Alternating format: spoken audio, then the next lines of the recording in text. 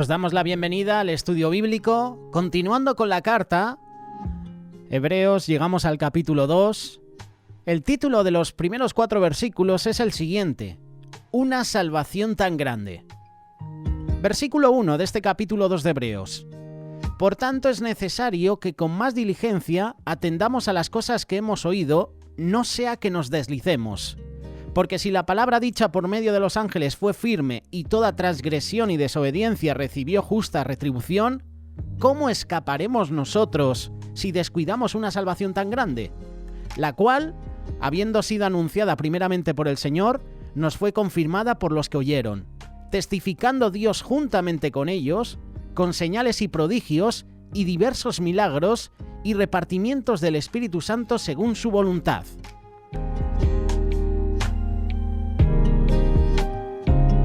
Cuatro versículos, pero son especiales, hablando todos ellos de la salvación. Toda la humanidad nace con la naturaleza del pecado. Todos necesitamos un Salvador. La salvación viene solo por medio de Jesús.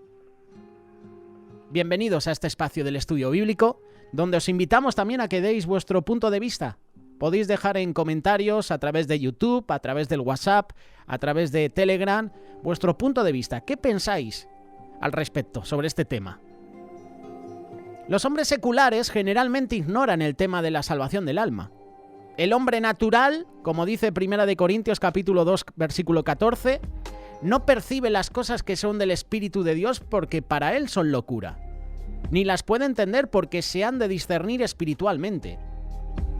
Hay una serie de obstáculos intelectuales, psicológicos, que una mente atea debe superar antes de admitir la necesidad de salvación.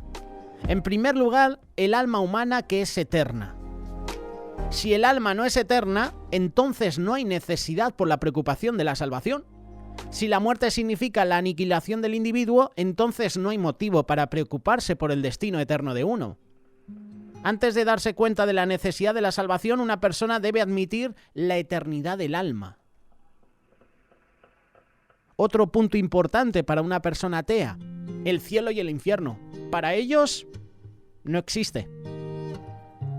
Sin la esperanza de pasar la eternidad en la presencia de Dios o la amenaza de ser castigado con separación, condenación eterna, hay pocas razones para considerar la necesidad de la salvación. Jesús enseñó las doctrinas del cielo y también del infierno. Si hay que creer en Jesús, también lo son las doctrinas del cielo y el infierno. El último punto es que cada persona dará cuenta de su vida ante Dios, el juez justo. A partir de entonces, cuando los impíos, los justos serán separados, cada uno va a enfrentar la condenación eterna, la separación de Dios o la salvación eterna en la presencia de Dios. Este es el tema que queremos compartir con vosotros, la necesidad de la salvación del hombre. La palabra de Dios ha demostrado repetidamente que cuando los hombres hacen solo lo que es correcto en sus propios ojos y descuidan el llamado de Dios a una forma de vida más elevada, estos están destinados a un final trágico. Cualquier cosa que le impida a un hombre admitir su necesidad de salvación, ya sea un orgullo, ya sea una burla, una blasfema, una negación ignorante, solo la verdad puede liberarlo. ¿Quién es la verdad? ¿Qué es la verdad?, le preguntó Pilatos a Jesús. En pasajes anteriores en los diferentes evangelios, Jesús dijo: yo soy el camino y la verdad y la vida. Cualquiera de nosotros debería apreciar cualquier esfuerzo que otra persona pueda hacer para salvar, preservar, rescatar, incluso librarnos de cualquier peligro. Por ejemplo, si un equipo de rescate de emergencia vuela en un helicóptero hacia una tormenta de nieve que le impide ver, en busca, por ejemplo, de un alpinista perdido, y lo recupera con éxito de una posible muerte o de una congelación, esos esfuerzos se consideran heroicos, ¿verdad? Son héroes este equipo de rescate de emergencia. Nuestros esfuerzos por declarar el Evangelio Salvador de Jesús deben considerarse mucho más heroicos en términos eternos. ¿Sabes por qué? Porque tú y yo hemos pecado. Es natural que los hombres, es natural que tú y yo nos burlemos y muchas veces ridiculicemos las verdades que no están dispuestas a aceptar. Hay muchas personas, por ejemplo los ateos, que profanan el nombre de Jesús. Hacen referencias triviales, sin sentidos al infierno, degradan, denigran a otros que consideran sagrados en las creencias bíblicas. Castigan a los que intentan llamar su atención sobre la necesidad de salvación. El filósofo americano Erich Hoffer observó cínicamente que el Salvador que quiere convertir a los hombres en ángeles odia tanto la naturaleza humana como el déspota totalitario que quiere convertirlos en marionetas. Si estas observaciones de Erich Hoffer son ciertas, entonces somos amos de esclavos, manipuladores que deseamos liberar a los hombres de su situación. En realidad es todo lo contrario. Santiago capítulo 5, versículo 20. Mira qué respuesta le da Santiago, el hermano de Jesús, a Erich Hoffer. Hágale saber que el que apartara al pecador del error de su camino salvará un alma de la muerte y cubrirá multitud de pecados. La verdadera salvación no es una opresión, es una liberación. El pecado es el que esclaviza.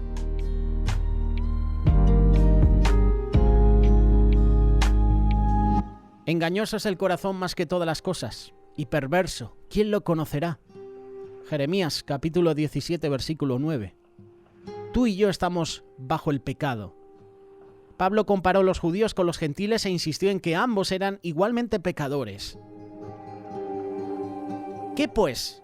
¿Somos mejores que ellos? No, de ninguna manera, porque antes hemos probado tanto a judíos como a gentiles que todos están bajo pecado.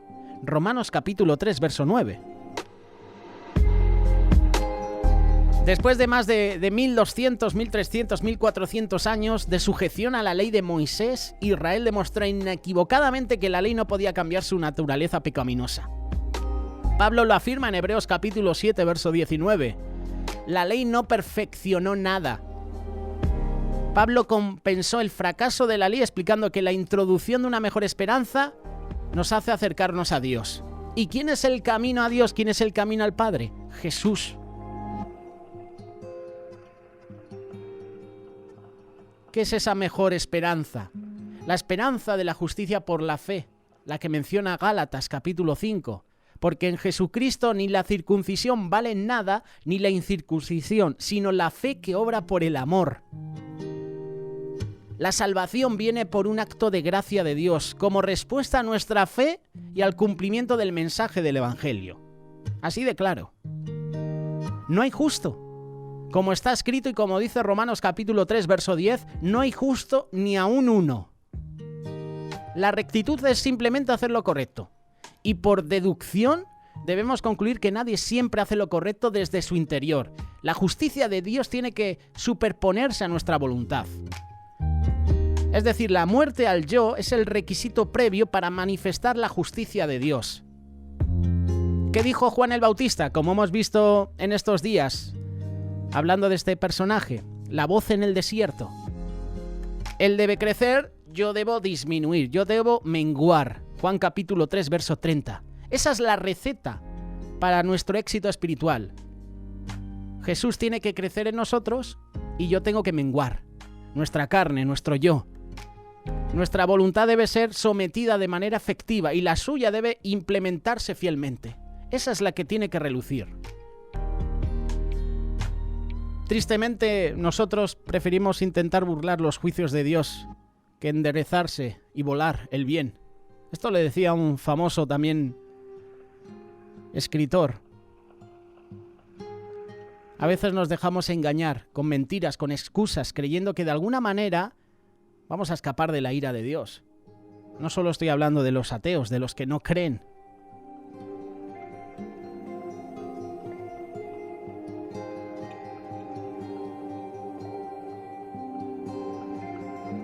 No hay protección contra los juicios de Dios aparte de la obediencia a su voluntad.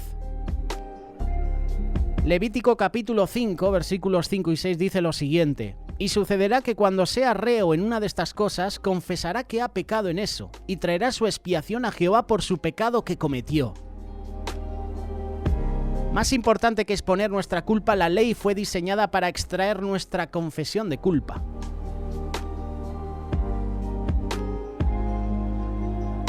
El hombre natural no percibe las cosas que son del Espíritu de Dios, como hemos mencionado, 1 Corintios capítulo 2, verso 14, porque para él son locura. No las puede entender porque se han de discernir espiritualmente.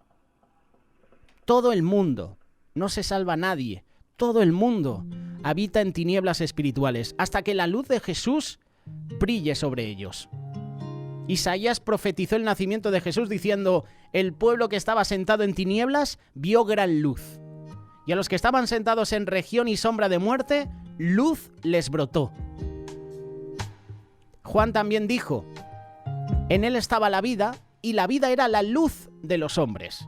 La luz brilla en las tinieblas, y las tinieblas no la comprendieron. Esa era la verdadera luz, que alumbra a todo hombre que viene al mundo. Si tú lees los evangelios, Jesús en muchos momentos lamenta la ceguera espiritual, la sordera de las masas. Les hablaba en parábolas y ellos no entendían. Pero también se deleitaba en la comprensión de sus discípulos. Bienaventurados vuestros ojos porque ven y vuestros oídos porque oyen. Porque de cierto os digo que muchos profetas y justos han deseado ver lo que veis y no lo vieron, y oír lo que oís y no oyeron. El apóstol Pablo reconoció que el Evangelio era una revelación de la sabiduría oculta de Dios. 1 Corintios capítulo 2, verso 7. Pero hablamos la sabiduría de Dios en un misterio, la sabiduría oculta que Dios ordenó antes del mundo para nuestra gloria.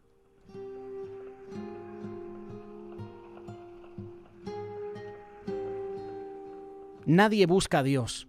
¿Te has dado cuenta hoy en esta sociedad? Nadie quiere buscar a Dios. Cuando Adán y Eva pecaron, inmediatamente quisieron esconderse. Así como los insectos se esparcen por el piso, por el suelo de una cocina cuando se enciende la luz, ¿verdad? Esto suele pasar en muchas viviendas. Está la luz apagada, enciendes la luz de la cocina y ves 2 o 3 insectos o cucarachas pasar por el suelo. Los hombres malvados corren para esconderse de la luz de Dios.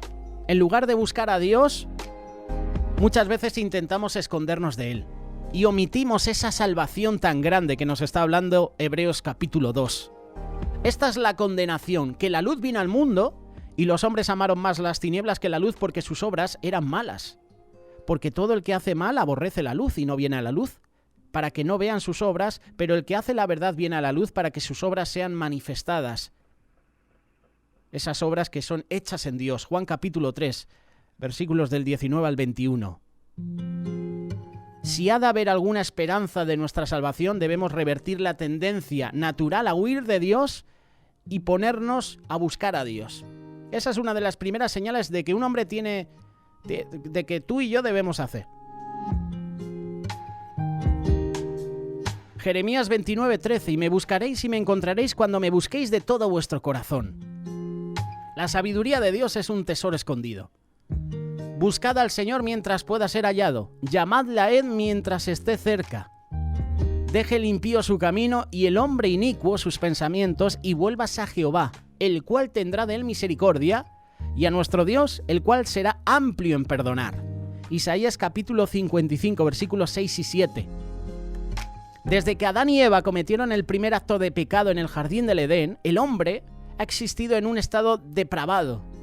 Su dominio sobre la tierra ha sido usurpado por Satanás. Su justicia es como trapo de inmundicia. El alma que pecare, esa morirá.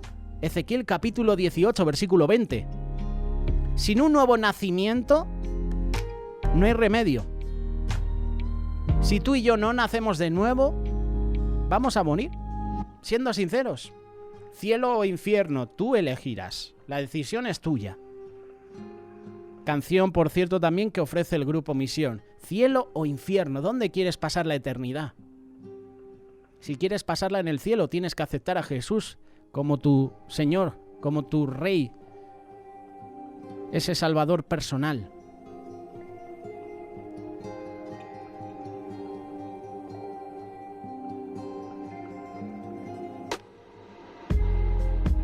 Hay una canción muy conocida que dice: la gente necesita al Señor.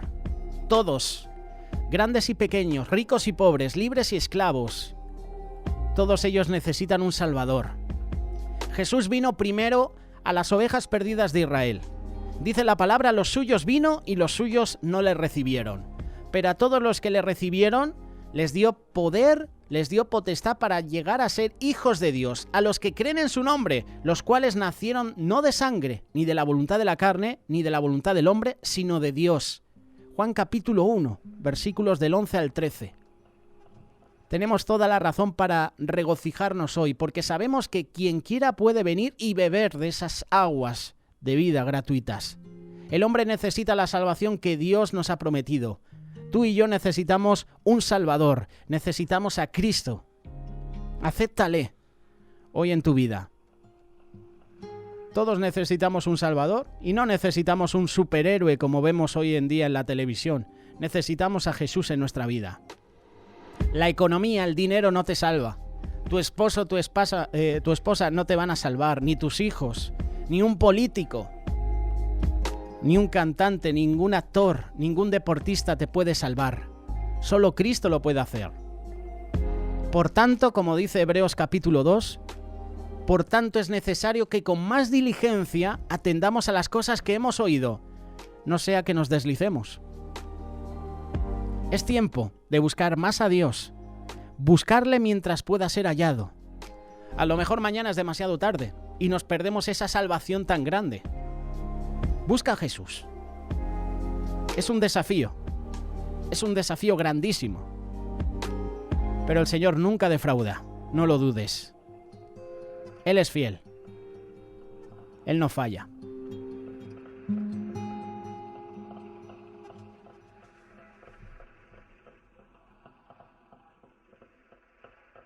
Radio Solidaria, una radio comprometida.